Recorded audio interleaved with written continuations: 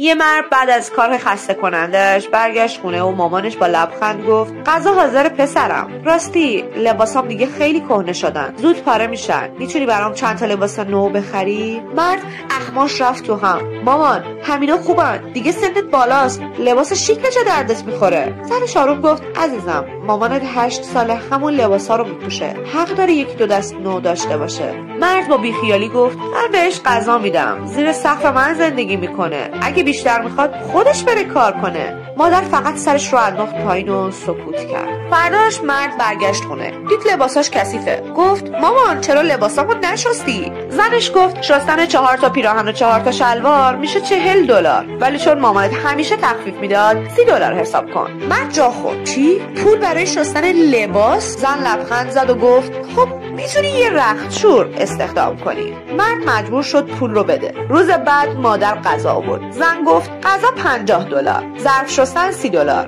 عجله کن دیرت میشه. مرد فریاد زد این چه مسخره بازیه؟ زن با نگاهی آروم گفت مسخره است؟ نه، ولی همین کارا رو مادرت سالها برات مجانی انجام داد، با عشق نه با پول. تو فقط چون بهش پول ندادی فکر کردی کارش بی ارزشه؟ یه روز میرسه که میفهمی هیچ قیمتی برای عشق و زحمت مادرت وجود نداره. قدر پدر و مادراتون رو بدونی تا وقتی هستن محبتشون رو بفهمی، نه وقتی که فقط دلتون براشون تنگ میشه. اگه این داستان به دلت نشست یه قلب بذار و بنویس پدر و مادر بزرگترین نعمت